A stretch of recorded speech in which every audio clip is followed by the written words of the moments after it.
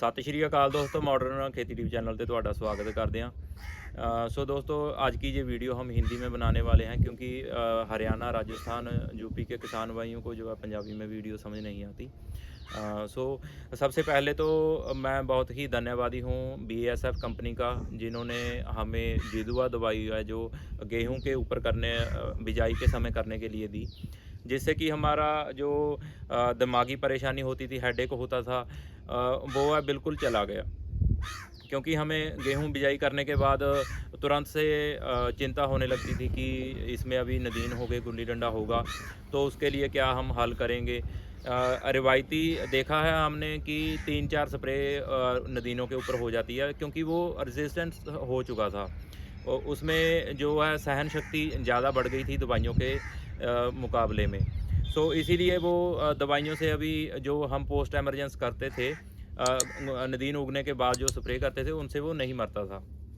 सो सबसे सबसे पहले तो मैं बहुत ही खुश हूँ कि जो मैंने इसके ऊपर जो पैसा खर्च किया था, थोड़ा ज़्यादा लगता है जब हम स्प्रे करते हैं, लेकिन जो पैसा खर्च किया था उसकी पैसा वसूली मुझे हो चुकी है। मैं अभी खुश हूँ। उसके विपरीत अगर हम बात करें कि हमें दिमागी चिंता भी नहीं रहती, परेशानी भी नहीं रहती कि हमारे खेत में नदीन उगेगा या नहीं उगेगा, या हमें कौन सी जो है स्प्रे करनी है। सो इस तरह की कोई बात है जो हमें नहीं रहती। इसके बाद अगर हम बात करें कि जो हम अपनी क्रॉप को, फसल को फीड देते हैं, फर्टिलाइज़र वगैरह देते हैं, जो भी देते हैं, वो सारी की सारी ही हमें हमारी फसल को मिल जाती है। जब हमारे खेत में नदीन है ही नहीं, तो वो सारी हमारी फसल ही लेती है, और कम फर्टिलाइज़र है जो हमें खेत में खाद खुराक देनी पड़ती है। और उससे किया हमारा जो पैसा है वो फर्टिलाइज़र के ऊपर वेस्ट नहीं जाता है। इसके अलावा और जो बड़ा हमें बेनिफिट मिलता है, लाभ मिलता है, वो ये है कि हमारे खेत का जो है, अपनी हमारी फसल का झाड़ है जो, वो अच्छा रहता है। क्योंकि जो जब हमारे खेत में नदीन नहीं है, गुल्ली डंडा नहीं है, तो वो खाद खुराक भी नहीं लेता, और जो उसके मिट्टी से जो भी फसल ने लेना होता है, नहीं तो अगर नदीन रहते हैं तो वो आधा तो खाद खुराक नदीन ही लेता रहता है। और हमारी फसल को भी एक उतनी ही जगह में हमारी फसल ने रहना होता है, उतनी जगह में नदीन होता है, तो वो अच्छे से ग्रो है जो वो कर नहीं पाती। तो नो वीड गुड यील्ड, तो ये बात बिल्कुल सही है। उसका हमारा जो है झाड़ बढ़ता है, हमें ज़्यादा जो मुनाफा है दूसरे खेतों के मुकाबले मिलता है।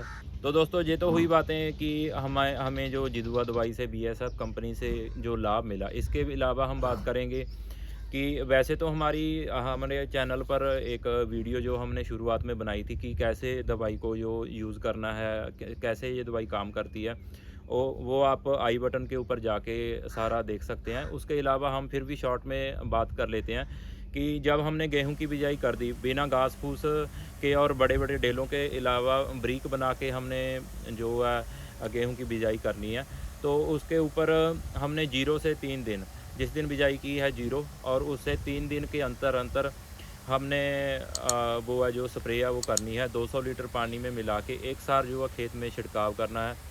और उसके बाद 21 दिन के बाद हमने अपने खेत में फ्लड इरिगेशन करना है, जैसे कि मोटर चला के पानी देना है। तो जैसे बारिश का हल्का फुल्का हो गया, उससे हमारा काम जो है नहीं बनेगा। जो हम स्प्रे करते हैं उससे पहले तो ज़्यादातर नदीन है जो वो नहीं उगते हैं। फिर भी अगर जो माइनर से हल्के से कोई कोई नदीन उग भी गया, तो जब हम 21वें दिन पानी देते हैं अपने खेत में, तो वो जैसे जैसे हमारा खेत माटी है जो सूखती जाती है, वैसे वैसे नदीन भी है जो हमारे सूखने लगते हैं, और फसल हमारी अच्छी ग्रो करने लगती है। तो इसके साथ ही BASF कंपनी का एजेंडा जो वो पूरा होता है। Farmer happy, BASF happy. जो दोस्तों ने हमारा चैनल है जो सब्सक्राइब नहीं किया है, वो भी अपना चैनल सब्सक्राइब कर लो। तो वीडियो देखने ਲਈ बहुत बहुत धन्यवाद। मिलते हैं किसी अगली वीडियो ਦੇ ਵਿੱਚ। ਦਿਓ इजाज़त। ओके जी।